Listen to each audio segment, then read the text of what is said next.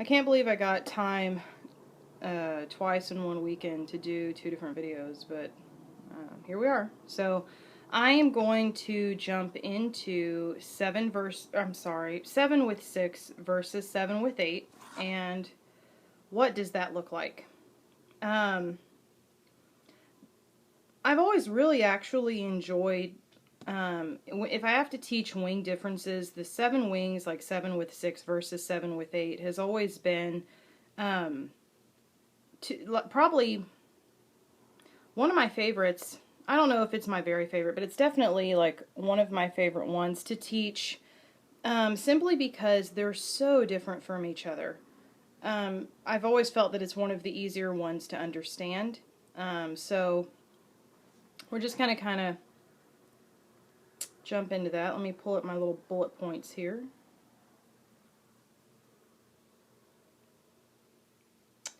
All right.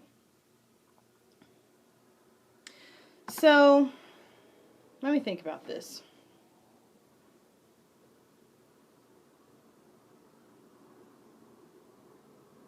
Yeah, this is true. 7s with a 6 wing, it says they have a better capacity to understand that life can be both, it can be half full or half empty. In other words, what this app is trying to say is that 7s that have a 6 wing have the capacity a bit more, I think, to accept the fact that there are things that may not go their way. They have the capacity, more so than 7 with 8, to accept the fact that sometimes life is just going to suck and there's nothing that they can, excuse me, that they can do about that. I would say that that is absolutely true. I'm trying to think of a really good 7 with 6 example where that particular thing is displayed.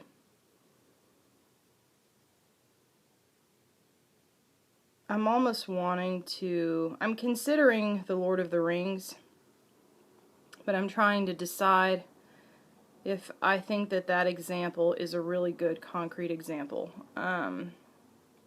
But nothing else really comes to mind in its place if it doesn't work. And I don't know if I'm going to remember the name of that hobbit anyway. All those hobbit names, Bilbo, Frodo, Sam is the one that helps Frodo. This is sad. You know how many times I've read the books and seen the movies and I never remember this? Merry and Pippin.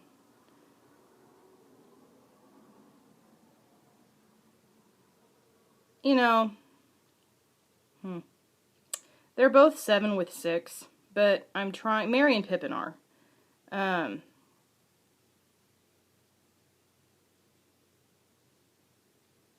I'm trying to think if they give like a really good example of, you know, the whole movie is just a movie about you're basically on the brink of death. And so I don't, you know, no one goes through that movie expecting to live. The attitude of the characters in the film are, we're going to die, we're on this quest for death, so let's just, well, in the case of Merry and Pippin, it's let's have fun while we're doing it. But they're 7 with 6. I don't know if there's any one particular situation where, oh, you know what? There is a really good example in that movie. I am going to use The Lord of the Rings. I think, was it Pippin?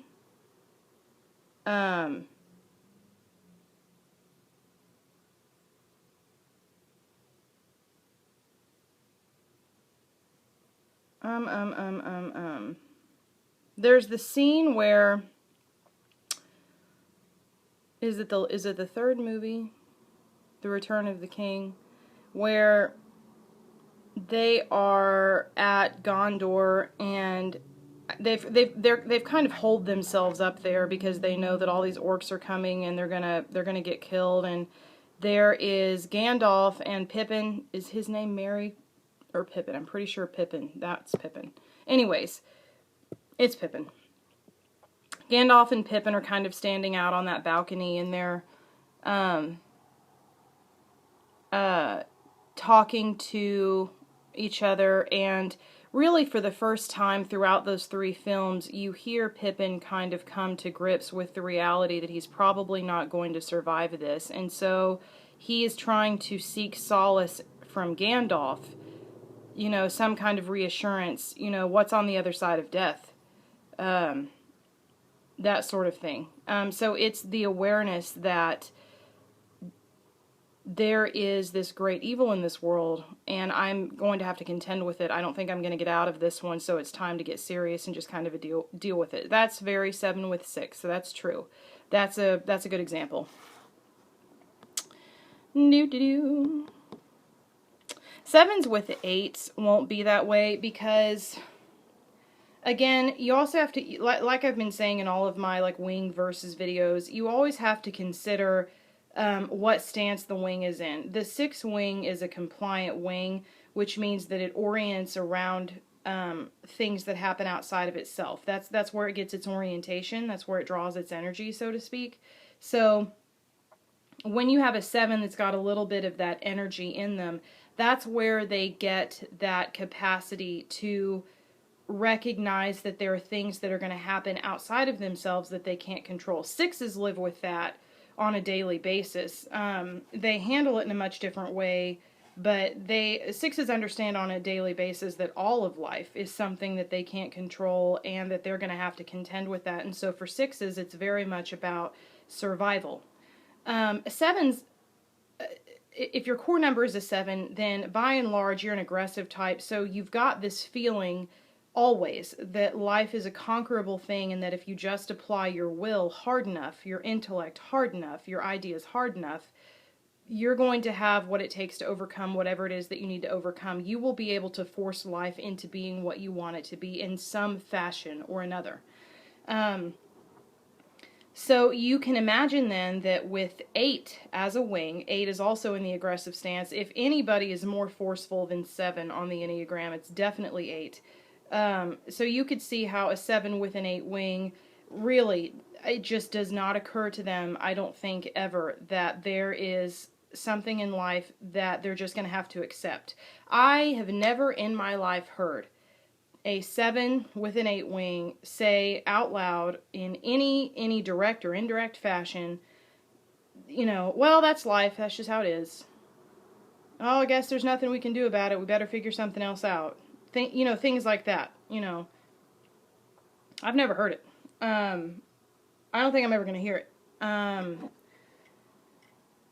Yeah, no. In my family growing up, we didn't have any 7s. Now I've worked with 7s, I've had friends who were 7s, so I've spent my life with type 7, but it was just never one of the Enneagram types that I had a lot of direct access to. It was kind of some limited access, but for the past 8 years, I have had the pleasure of being closely related now through marriage to a 7 with an 8 wing, and she very much embodies the point that I was just making about how 7s with an 8 wing, it just doesn't occur to them that there's a part of life that's just not going to work for them. She is so determined. I don't even know how to describe it. She is the sort of person where she wants what she wants, and she just assumes that there's going to be a way to make that happen. She assumes that there's going to be a way to get what she wants, and she's always, as far as I can tell, right, because she comes up with ways to make things happen. She comes up with ways to get what she wants.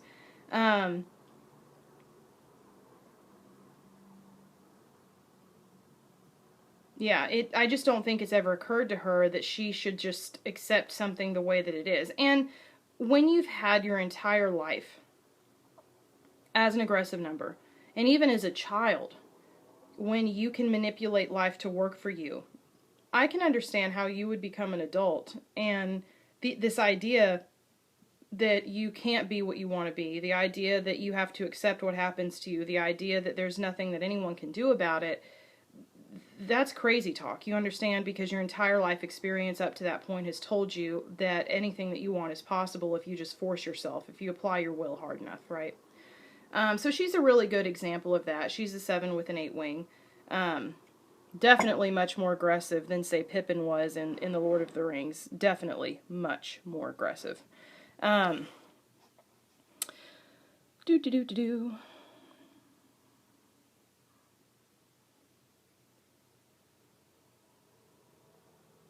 This is an interesting statement. Because 7s who have a 6 wing have an increased perceptiveness and an ability to anticipate potential problems, their actions become more deliberate and less based on their instantaneous reactions.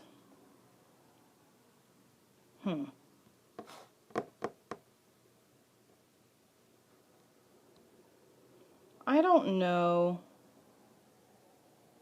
if I agree with that. I really don't know if I agree with that. I don't know of any 7s with a 6 wing for whom that has been true.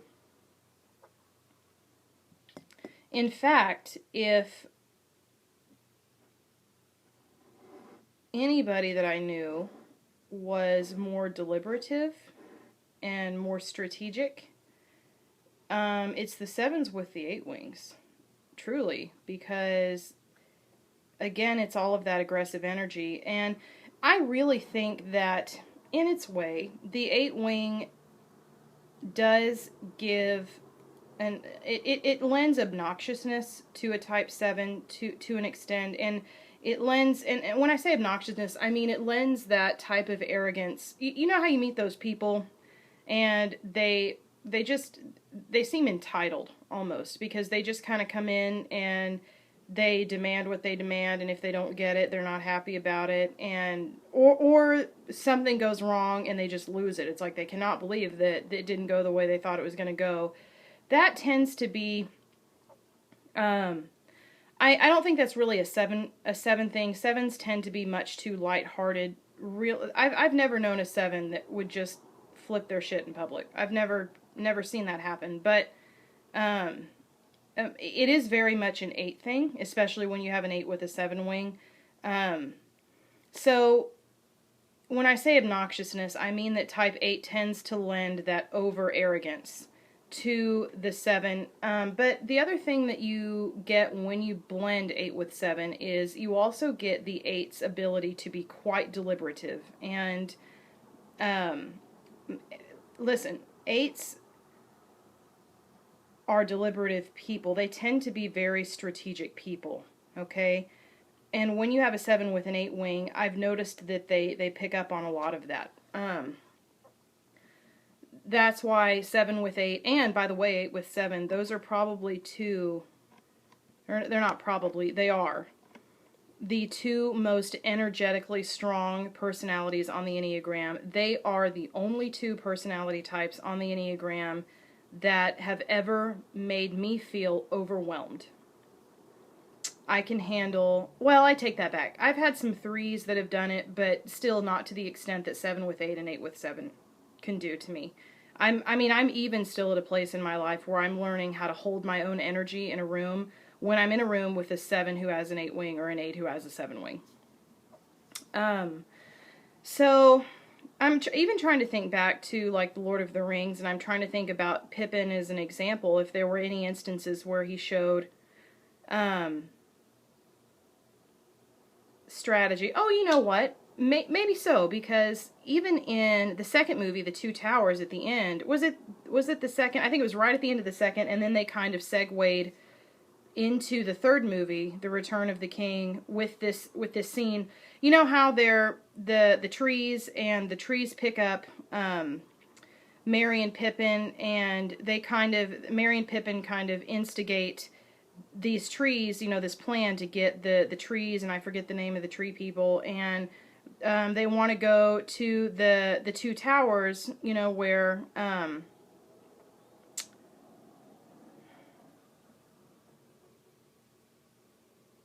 Saruman is in the Two Towers, and that's where they're making all the orc people, you know what I mean? Merry and Pippin kind of instigate this thing, and they get the trees in on it, and the trees come, and they drown the whole place out, and basically tear it down, kind of a thing. So that's actually, because they're 7 with 6, so that's a really, really good example of that deliberative, and that actually kind of plays into the first point, because in that instance, Merry and Pippin, they kind of knew this is what was going on, this is the situation. We've got the Isengard, isn't that what they called that place where the two towers were? Isengard. Merry and Pippin kind of know that Isengard has got this, it's a key player in the situation, this is what's happening, they're aware that it's a problem, so they're trying to get these tree people in on helping them fix it, because if they can fix that, then that's, will significantly help their friends who are somewhere else in the great wide of Middle Earth, trying to do whatever it is that they're trying to do. So that was very strategic on their part.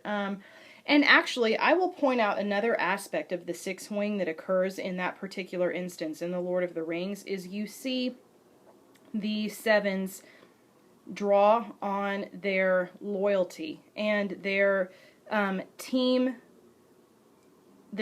framework thinking, which is very much a sixth thing. Now, I will say this. I don't want to imply, excuse me, that type 7 in and of itself, like they're not loyal people. Sevens are very loyal people, but I would say it takes them a while to get there. Sevens have to have, when I did that video on, why are we helpful? Sevens, they have to have a vested interest at first before they're going to consider giving loyalty to something.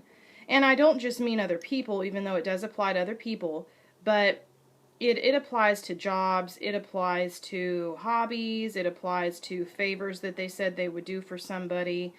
There's got to be a vested interest for a 7. Sevens aren't just going to come in and do something that just bores them to death because you want them to or because it makes you happy. They're not going to do it. So, but I will say, when a 7 has decided to commit, and it takes a lot, it takes a long time, they're weighing that out, because 7s understand that when you make a commitment, especially to another person, like when we're talking about a 7 that wants to get married, that's a very, very big decision, and they understand that. I don't think it's a decision that they make lightly.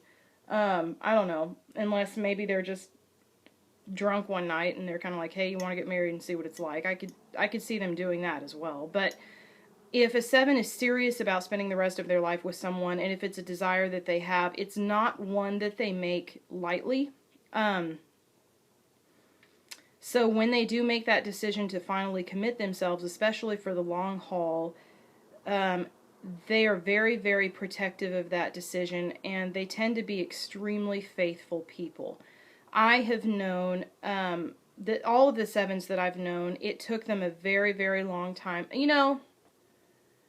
I think every 7 that I have known, still know, I think all of them are now invested in, I think all of them are married, or at least in very serious long-term relationships. There's only one that I know of that's not. But he's honest. I mean, he's in a place right now in his life where he has no interest in committing himself to somebody, because that would mean sacrificing part of his freedom, so he's not going to do that. I mean, he's honest about that. But, all of the 7s that I know are very faithfully committed. And I will tell you, and it always fascinates me, because for however, I don't know.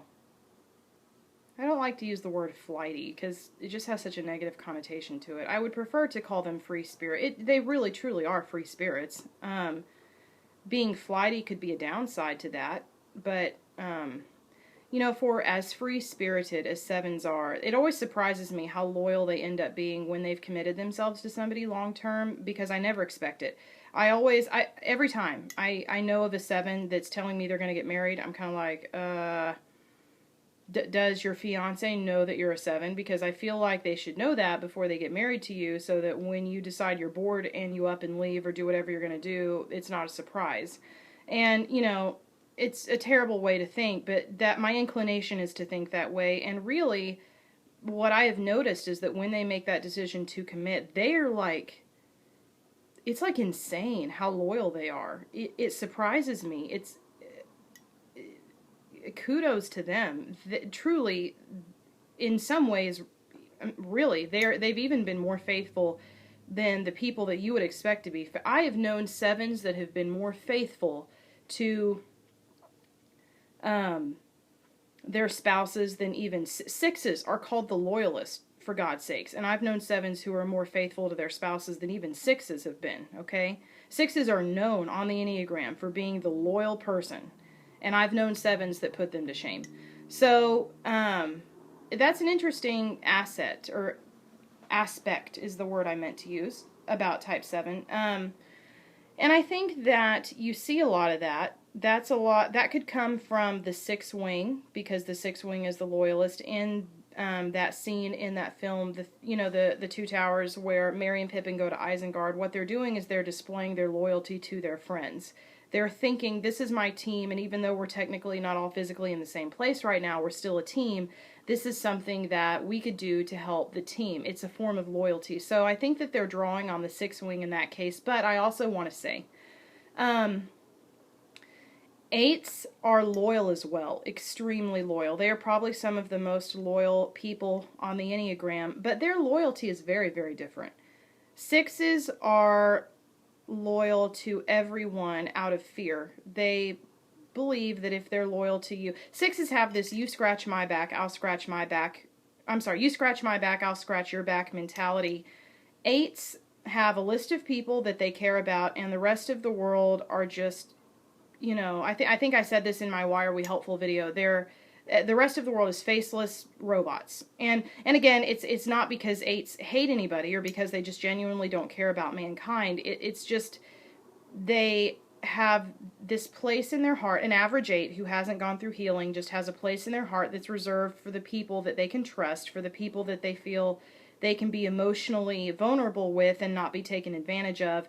And those are the people that are in the circle. They're on the list. They get taken care of, and there is extreme loyalty there. Extreme. I have seen 8s commit crimes to provide for the people in that circle. They don't even care if it's a crime. Someone in the circle needs something, well, I'm going to make it happen for you, legal or not. I'm not saying I can condone the behavior. I'm just, it's an honorable trait to have so long as it's expressed appropriately. But, so all I'm trying to say is, even in that scene in The Lord of the Rings, Merry and Pippin are a 7 with a 6 wing, but I just want you to know that loyalty could also be something that is lended to type 7 from type 8 as well, if they have an 8 wing. The difference is, how is it expressed? If a 7 has an overall loyalty and more of a willingness to help humanity and mankind, that's probably a 6 wing thing. If they have the list of people they give a crap about and then there's everybody else, that's probably more of a 7 thing. So that's an example. I did want to touch on that. That wasn't really in the app, but I thought it was appropriate.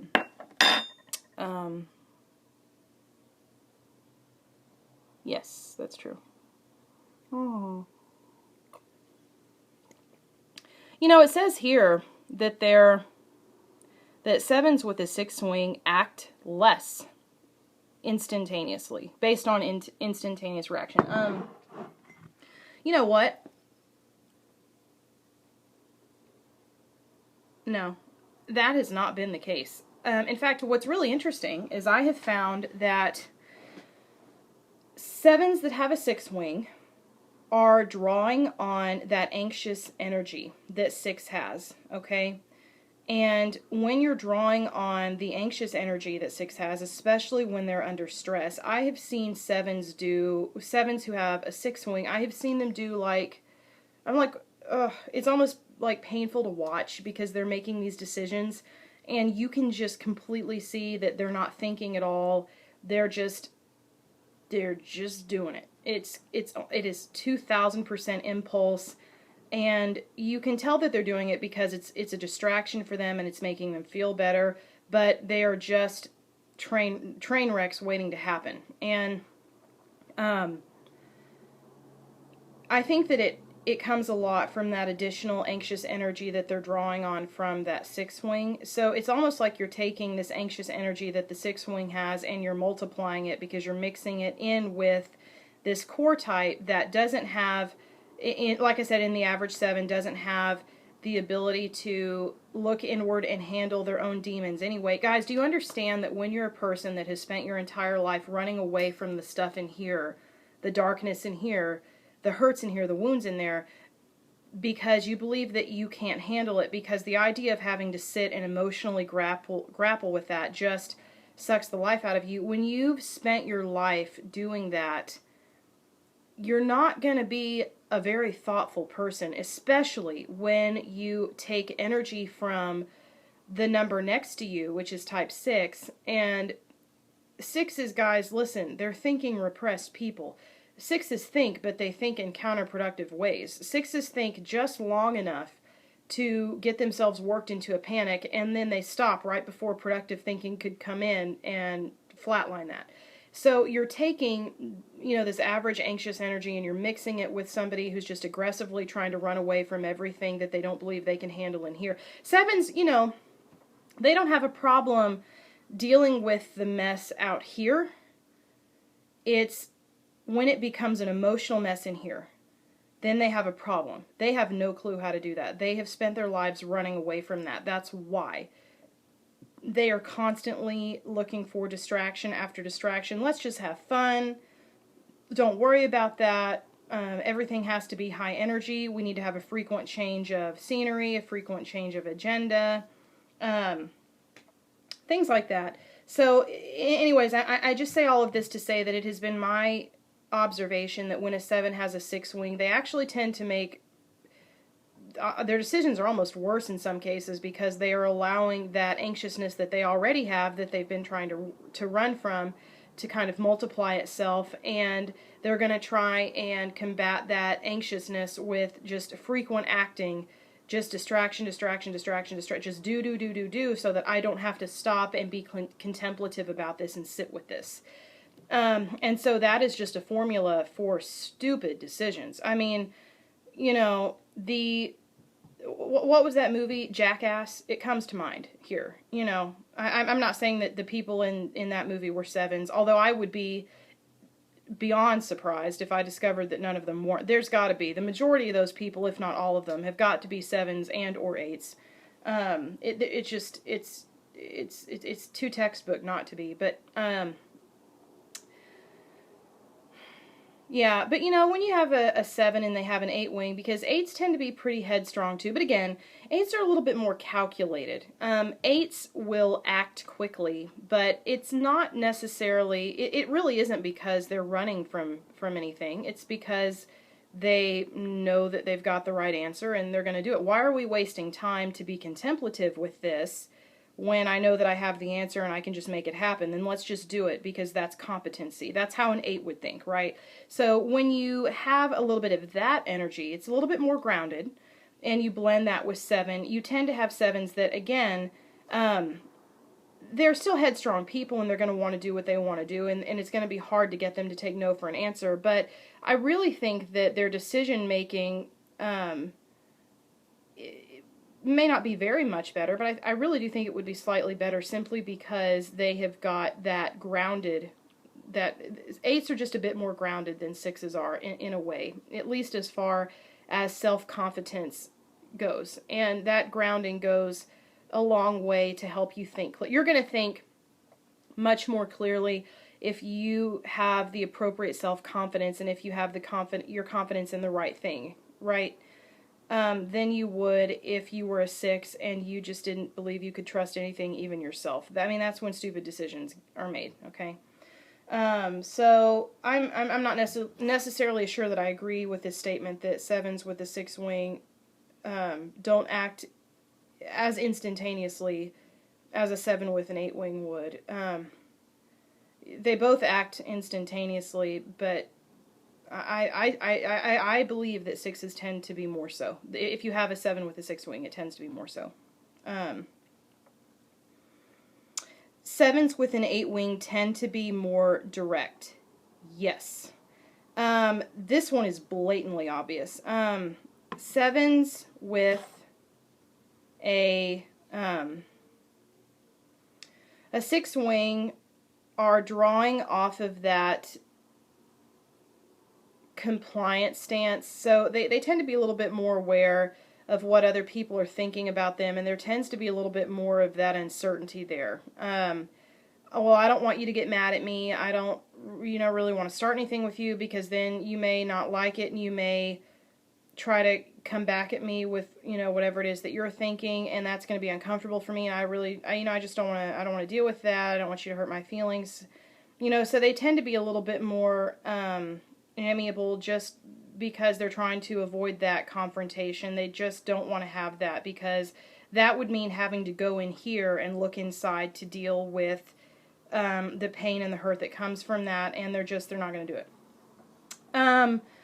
Sevens with an 8 wing, again, the woman that I've now got in my family through marriage, she's been in our my family now. I married into my husband's family. She's my husband's aunt. She is a 7 with an 8 wing, very direct, which is one of the things that as a 6 has always made 7s with an 8 wing so intimidating to me. They're the sort of people that you want to make sure you want the answer before you ask the question, because they're just going to tell you what they think. They don't care if you like it. They don't care if they hurt your feelings. They're not going to stay around long enough to find out what your reaction is. They're going to give you what they think and go on to the next thing. So that's 7 with 8 versus 7 with 6. There's a big difference there, and it is very noticeable, okay?